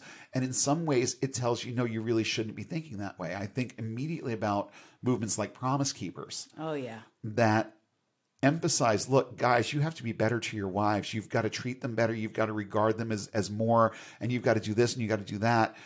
But it never gets around to saying you have to relinquish charge.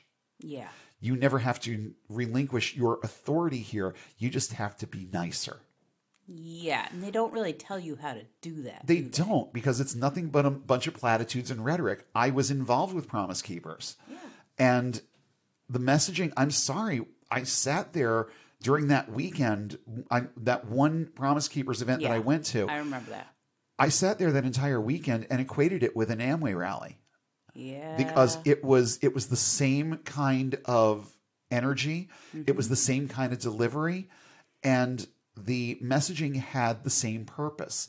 And that was to indoctrinate you to thinking about these things from a certain perspective that made it look on the surface like you were being more concerned about your wife and family, that you were being more concerned about your responsibilities as the father and the husband in the household, but allowed you to maintain a very firm grasp on your authority.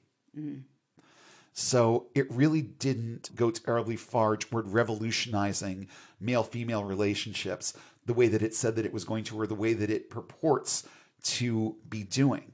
That was my biggest gripe with that whole weekend, was that I was sitting there and listening to nothing more than an endless parade of cliches. And yeah, I did get caught up in the emotionalism of it to a degree. But like I've said before, my rational mind was always there. Oh, yeah. And I'm sitting there thinking to myself, I wish that one of these guys would say something with a little bit of substance here.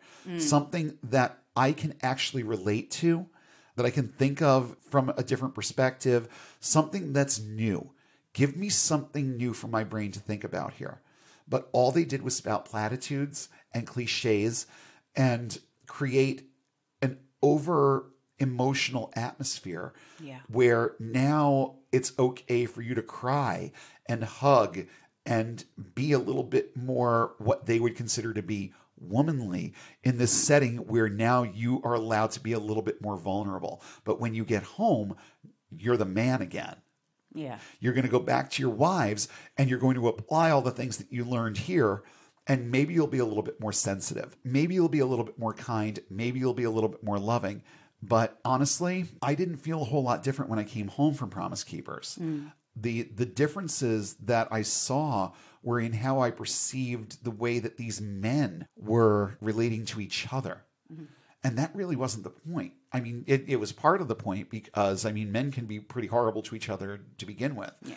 But the point was that you're going to be a better father and a better husband, and you're going to understand your wife a little bit better. A bunch of men explaining women to us. I mean, come on. And there were entire talks about female perceptions of male behavior, but these were all coming from men. And another thing that I found real interesting about that weekend is that there wasn't a single female speaker. Yeah, you would. Not one. No. Even on VN and then Vida Nueva, the youth movement that I was involved with for a lot of years. Even at one point during that weekend, even though they were segregated, there were boys' weekends and there were girls' weekends, which you can say kind of perpetuates this whole thing a little bit more. But at the same time, there were reasons. And I think there were valid reasons for separating the boys from the girls on these weekends, because it provided an environment, especially for the boys, to be a little bit more vulnerable and to be able to think a little bit more openly and express things a little bit more openly than they would be if there were teenage girls around. Yeah. So that I don't think was a toxicity issue. That was a facilitation issue where it made it easier for the boys to participate and get something out of it. But even on those weekends, there came a point where there was a talk about marriage and one of the team members' wives was present and gave the talk with her husband. So at least you got that perspective. At Promise Keepers, we got a bunch of guys trying to tell us this is how women think. Yeah. And they're probably really mistaken. Dead wrong. Dead wrong on so many issues. And I knew this. Even, and you know what? I've never considered you to be the assertive type. You're not exactly type No, A. I'm not. In terms of personality, okay? I've never seen you as assertive, but I've certainly never seen you as the docile little doe that they tried to make you out to be on this weekend. They push the frailty aspect of it like crazy. And it's like, your job is to protect her. No, it's not. My job is to be her companion and her partner and to build something that we can enjoy together, to build a life that we can experience and enjoy together. That's what it's about. It's not about learning how she thinks and being a manipulative SOB because now you think you understand what she thinks and you can use that to get what you want. Mm-hmm. That's not what it was supposed to be about, but it was the underlying message. Yeah. Whether or not it was purposely so, the jury is still out for me. I have a tendency to think no.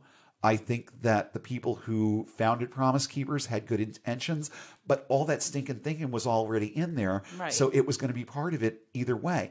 They thought and think, they're still out there. They think that they're doing something good with the messaging that they're putting out there, but all they're doing is perpetuating the same toxic kinds of thoughts and just telling you, okay, it's okay to think this way, but you need to soften up your behavior a little bit. Yeah. So you're basically just sort of putting a cushion on it. Yeah. You're not doing away with it. You're not forsaking these kinds of toxic thoughts and attitudes. You're just sort of putting a cushion on them so that the woman that you live with can tolerate you a little bit more. Yeah. And that's pretty much it.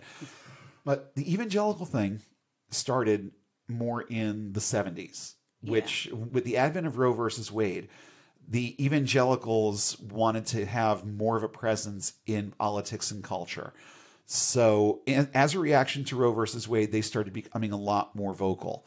Mm-hmm. Prior to that, I mean, people knew that evangelicals were out there, Baptists, Pentecostals, whatever. They were out there, but they weren't using their voice in the way that they started to around the mid-70s. We're talking about a time when it was perfectly acceptable for some dude on a sitcom to literally be chasing his secretary around a desk. We're talking about a time when it was not unusual to look at a want ad for a secretary or a receptionist and see words like attractive, tall, blonde, or leggy. Yeah. It wasn't out of place because that was tolerated. I'm not going to say it was right, but it was tolerated. Right. And it's weird because these two things, the secular aspect of it and the Christian aspect of it, kind of met in the middle. Mm-hmm. And because of where the cultural zeitgeist was at the time, it was easier to start moving a lot of these thoughts into mainstream evangelicalism because they were already present in society. And it was easy to take that kind of toxicity and put it in the pew and no one really question it or doubt whether or not it was okay. Because if it's okay for the guy to chase the secretary around the desk, then it must be okay to implement everything that it says in the New Testament about how you deal with women. And taking it to all kinds of extremes where in circles like Pentecostal holiness, women can't even get their ears pierced. Right. And in extreme sects like that, they can't get their ears pierced. They can only show a minimum of skin. God help you if you even show your ankle. Oh, and that's no why open-toed that's why the dresses shoes are down to the floor, because God forbid you see an ankle or a toe. Yeah, and no open-toed shoes. No. None at all. Oh yeah, no, that's another big That's one. horrible. Yep. I mean, I know plenty of people who have foot fetishes, but I don't think that it's so big of a problem that you can't handle seeing a toe in church. Yeah. But it's the year 2020, and this is still out there. Yeah. And It is. it's not a rapidly growing thing, but it is an ever present thing.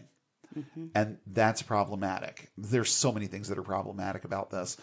But I talked about the 70s sitcoms and the way that men talk to women and the innuendos that are used in what are supposed to be like work settings and whatnot. Things that just wouldn't fly today, that would be cause for a harassment complaint today. But it was just considered the norm. With all of this going on in society, it was easy to slip a lot of this stuff in under the radar. And it was also coming off the heels of a time in our history where for a good decade there, social attitudes were starting to shift a little bit. You had the free love culture, the hippie culture, where there were a lot of men who really weren't interested in assuming those traditional roles. Right. That actually did regard their relationships with the females that they were involved with on more of an equal footing. Things were starting to change around. There came a point where certain voices just started getting a lot louder. Yeah. It started in the mid 70s when the evangelical movement started asserting its place in politics mostly. But one thing that really spurred things on was the founding of a little organization called Focus on the Family. Now, in 1980, James Dobson, the founder of Focus on the Family, he blamed feminists for calling into question everything traditionally masculine. This is coming from an article. I'm directly quoting, so let me tell you where I'm getting this from.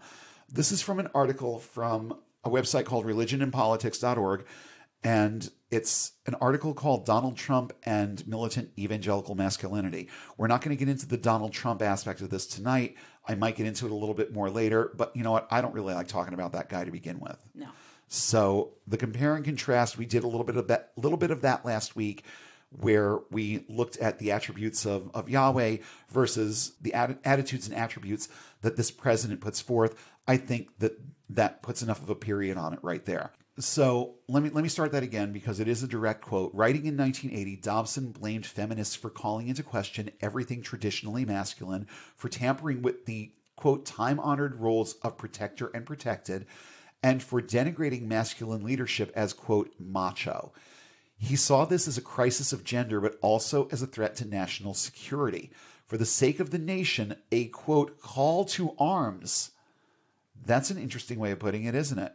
A call to arms was needed, a reassertion of the Judeo-Christian concept of masculinity in the face of feminists', quote, concerted attack on maleness. So, needless to say, James Dobson was not and is not a fan of the feminist movement. And he wasn't alone.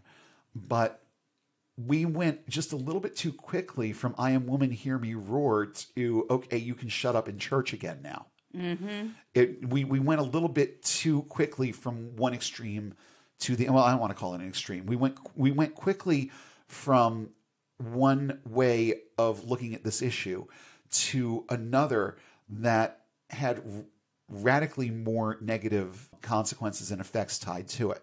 Oh, this wasn't a quote. I'm quoting myself here because this was a note that I made.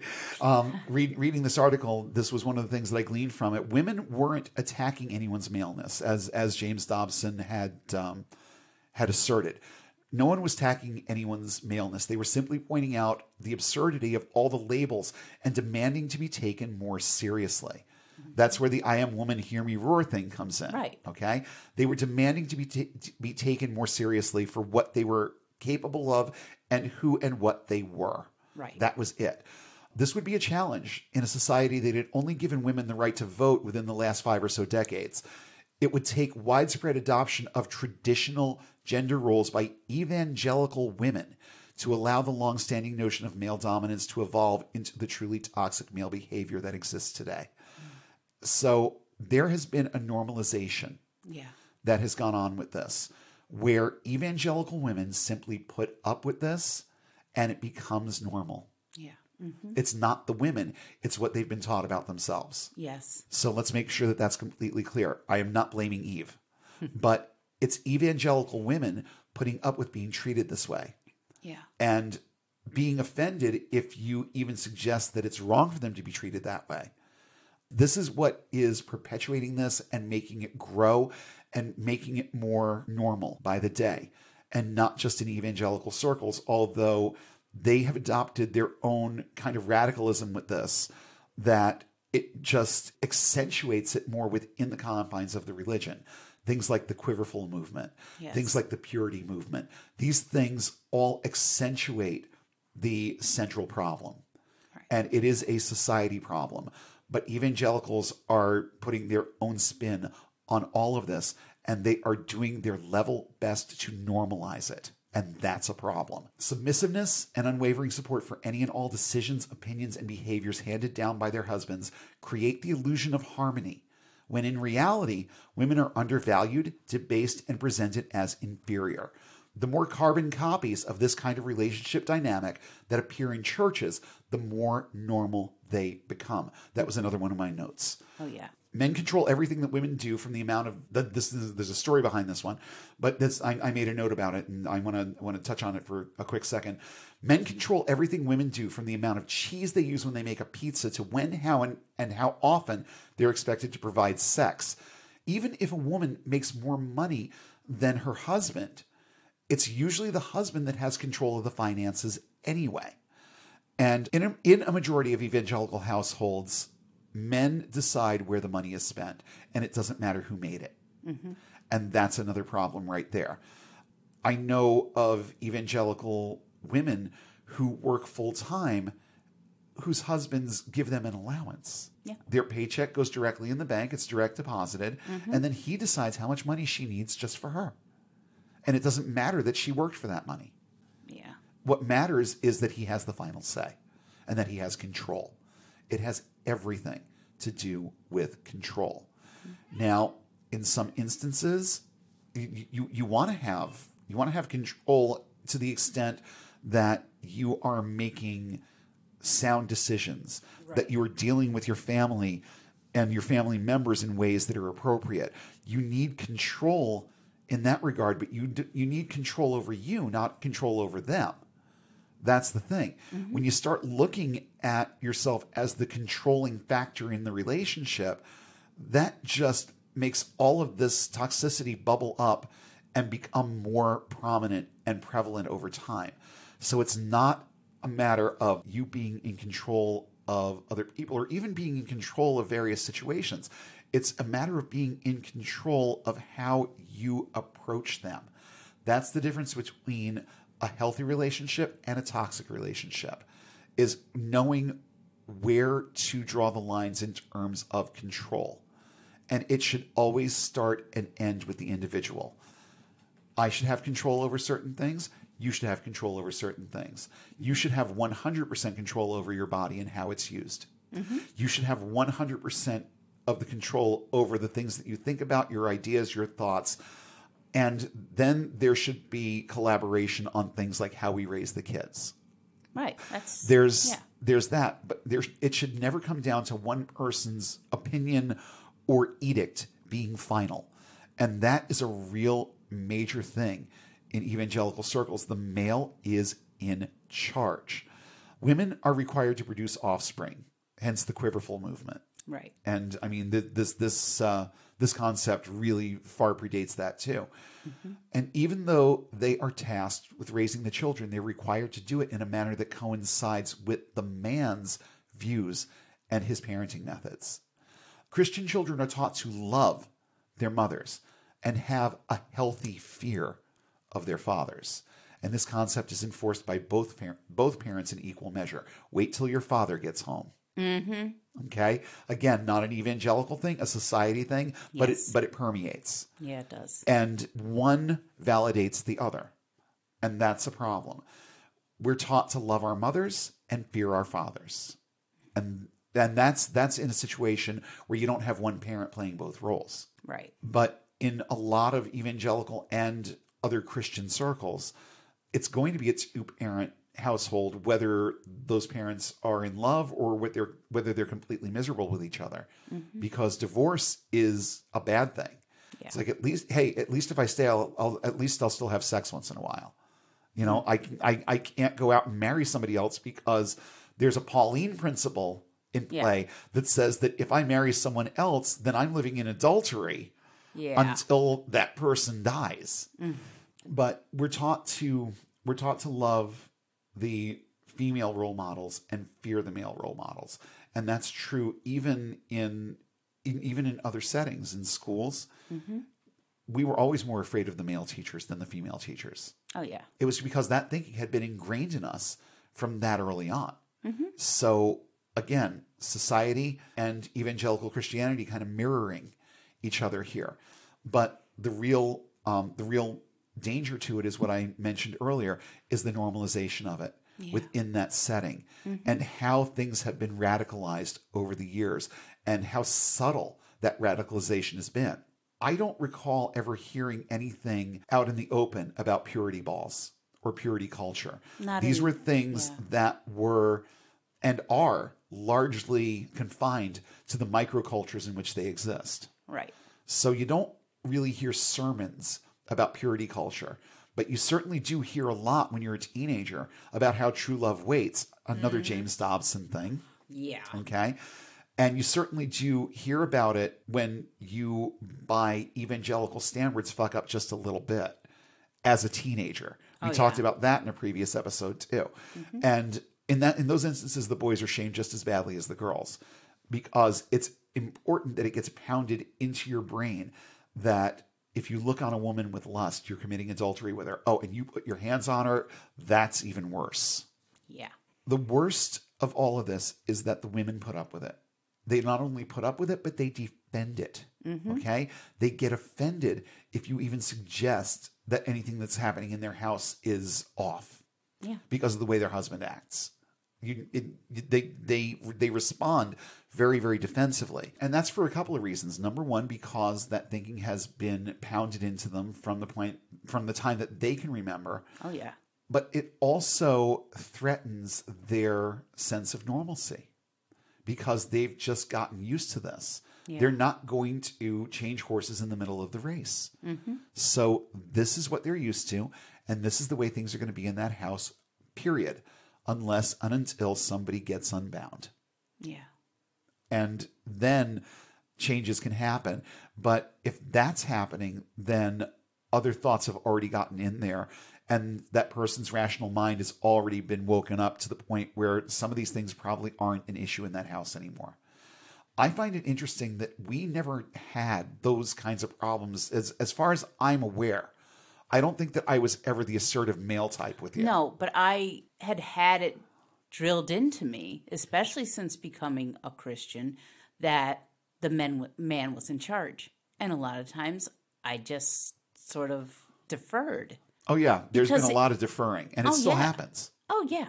Oh, yeah. It's like, it happens because I'm used to it, but I'm also like really starting to speak up.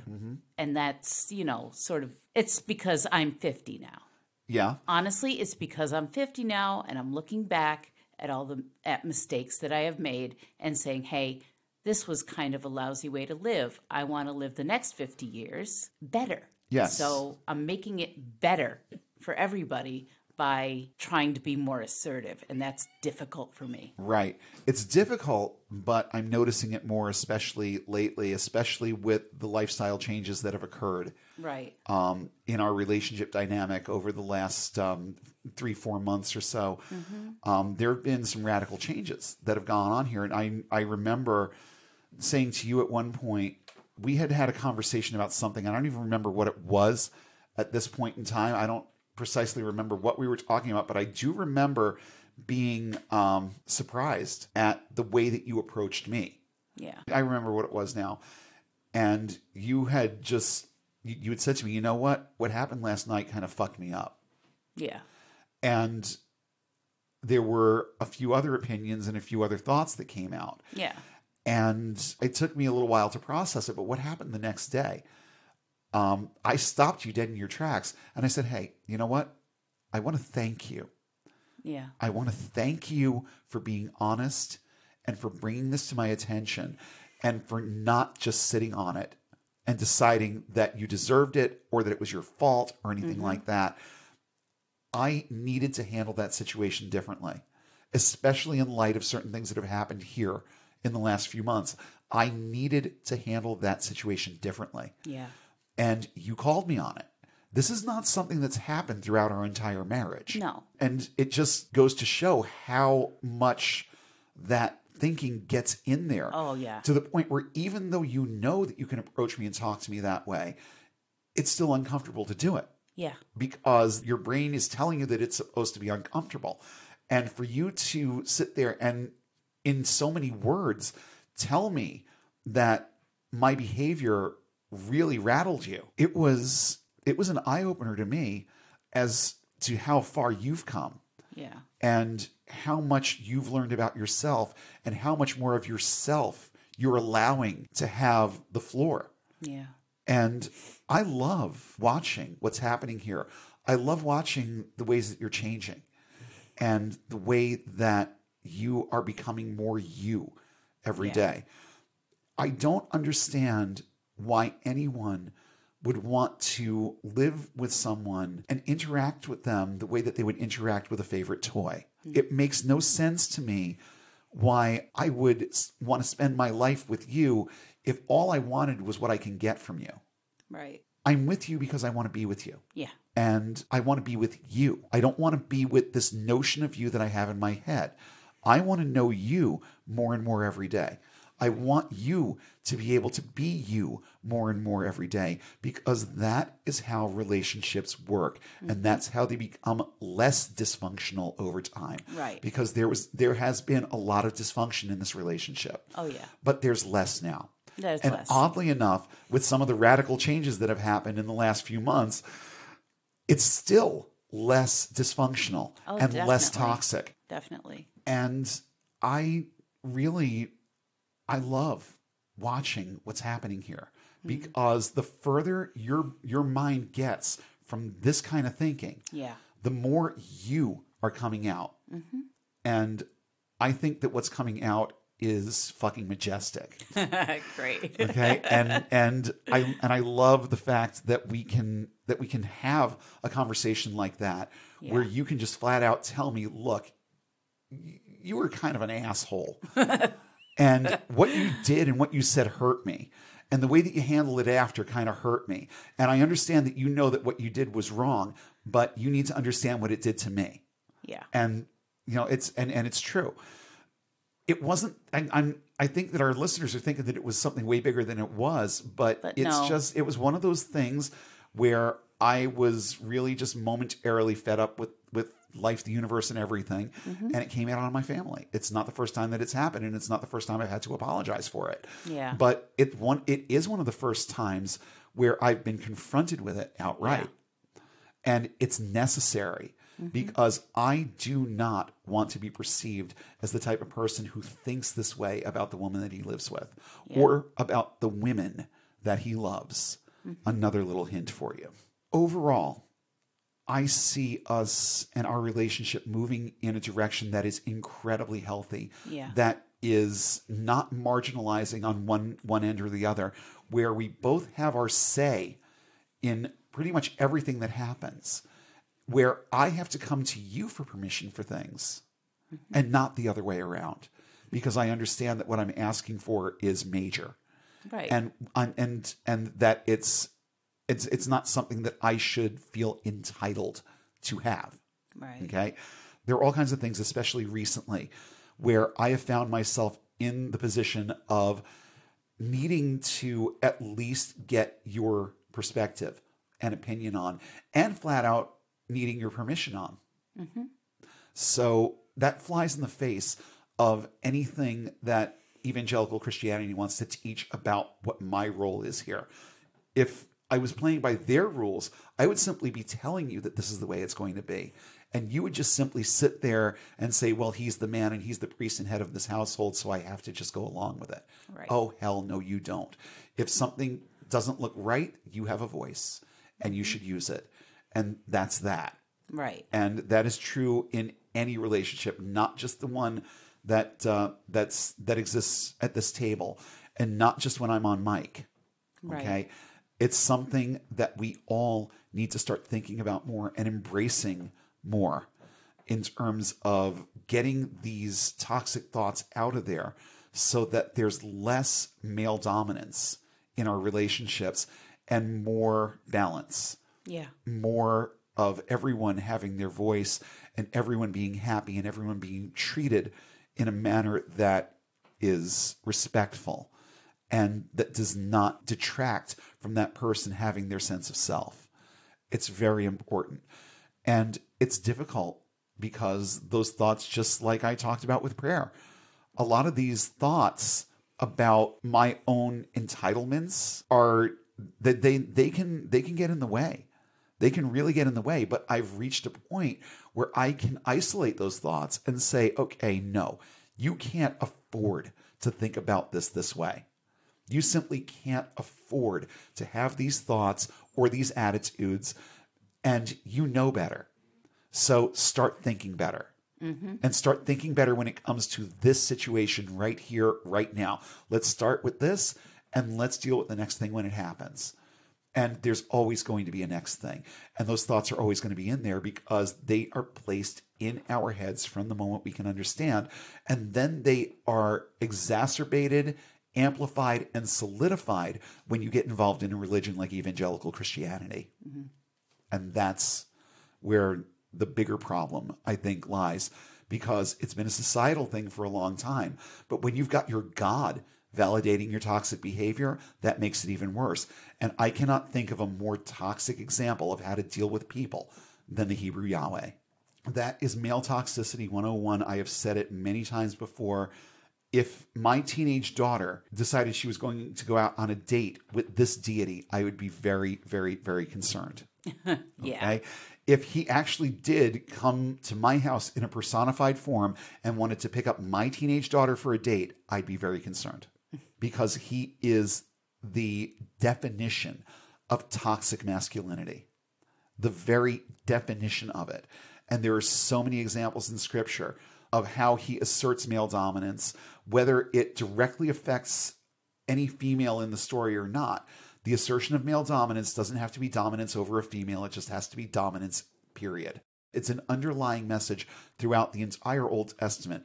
Jesus attempted to soften it up a little bit in the Gospels, and Paul hardened it back up again in the epistles, telling women to shut up in church, telling them how they can dress, telling them how they can't dress, how they can and can't keep their hair. And anyone who has been part of this for more than 5 minutes knows what I'm talking about. I'm going to end off, and I usually do the thing where I turn it to the audience at the very end here. And it's going to be short and sweet tonight, but just a couple more thoughts that I had jotted down here. These are actually quotes from another article. Let's see, from medium.com, and the author is Sarah Olson. And I just want to read these 3 quotes real quick. There is nothing inherently wrong with masculinity, but when mutated to its extreme, you're left with a toxic mix of aggression, male dominance ideology, entitlement, and a host of other concerning characteristics. Today, the conservative Christianity of the right preaches that women should be obedient to male leadership. Their ideology assumes men and women are designed for separate spheres, and it encourages strict gender roles. We need to raise boys with better values, to be patient and respectful, and to have integrity and compassion. These are the most important tools for fighting toxic masculinity and extremism. And I agree with all 3 of those points 1,000%. And now, for the last few minutes of this week's episode, I want to talk to the guys who are listening. I'm just going to tell it to you straight. If anything that you have ever heard or have studied or have just even heard in passing about toxic masculinity apply to you in any way, shape, or form, I'm not going to sit here and tell you to change overnight. I'm just going to ask you, as a human being, as someone who is capable of thinking for himself, to start doing a little bit more self-assessment. I'm not saying change overnight. I'm saying start thinking about the thoughts that are in your head. Start thinking about the way that you view women. Again, I'm assuming more of a traditional kind of kind of role here with heterosexual men, not necessarily homosexual, although toxic masculinity can infiltrate homosexual relationships too. I'm not homosexual. I'm not going to make assumptions. So I'm going to talk about what I know. And what I know is what it's like to be a heterosexual male who has had this stuff pounded into his head for a long time. So if these thoughts are in there, understand again that it's normal based on what society has taught you. It's normal to have these skewed ideas because they've been put in your head without your permission. And they take very, very, very deep root. Getting past it, just like anything else in this religion and in any area of toxicity in life, is a process. Promise Keepers seems to think that they can change you in a weekend. They can't. And their messaging is not in line with change anyway. So change is going to start with a decision on your part to begin being more mindful of you.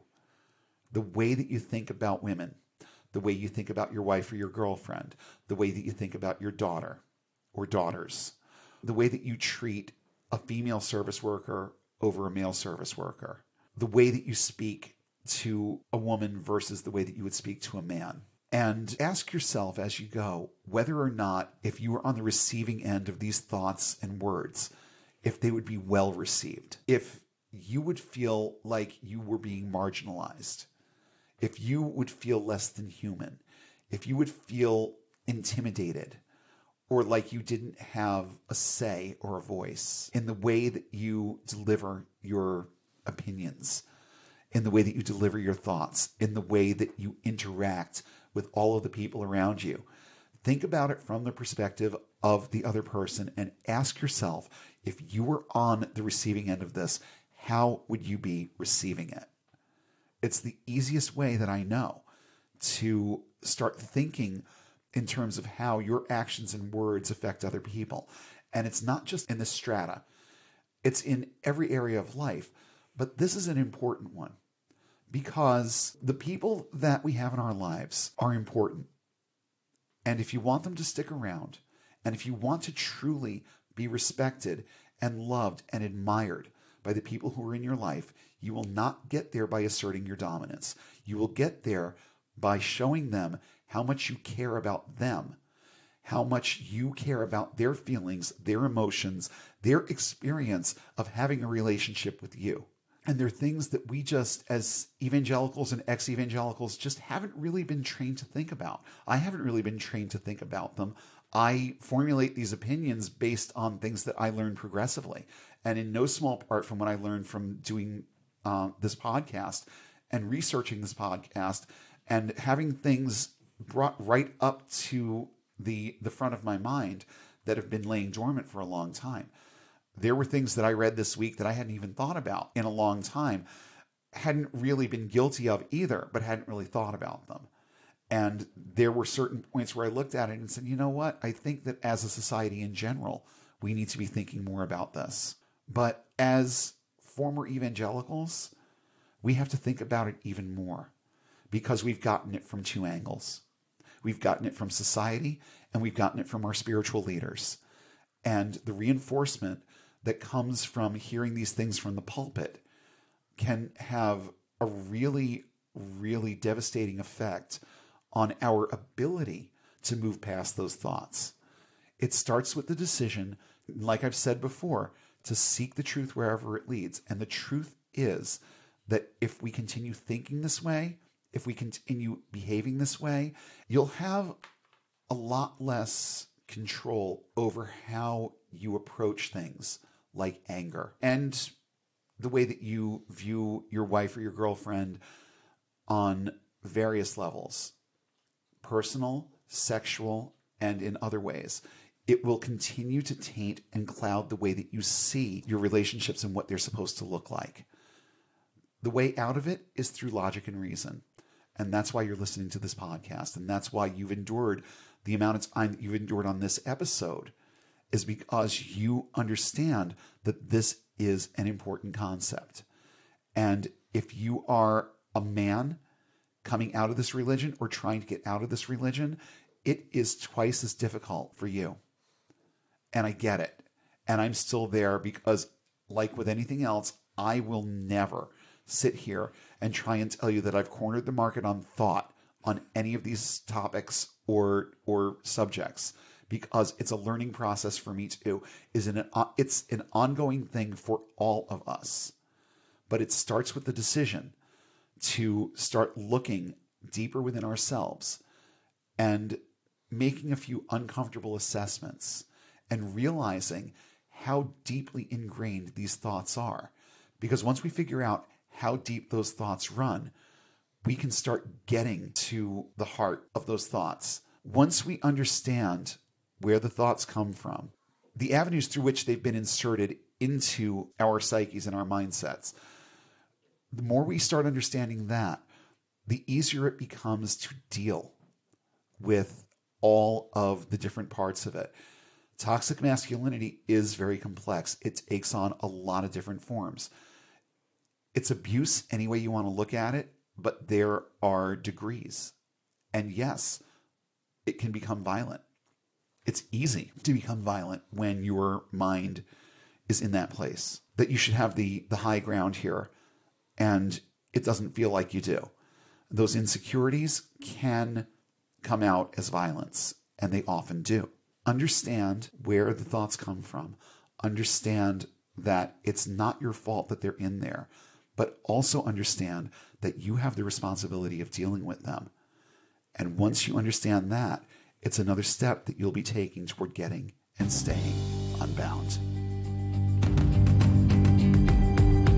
We hope you enjoyed this episode of Unbound. Show topics are chosen based on their timeliness, relevance, and social impact. Have suggestions for future topics? Email us at unbound.podcast.network@gmail.com with all your comments and feedback. Please don't forget to like, share, and throw a few 5-star ratings our way, and follow us on all major social platforms. And don't forget to hit subscribe if you haven't already. Links to our social pages, as well as a full list of cited sources in today's episode, are listed in the show notes, available at our website, getunbound.org. That's get-unbound.org. If you value this resource and would like to see it continue, please consider supporting us on Patreon at the link in the show description. And be sure to check for new updates every Sunday when we'll come together again and take one more step toward getting and staying unbound.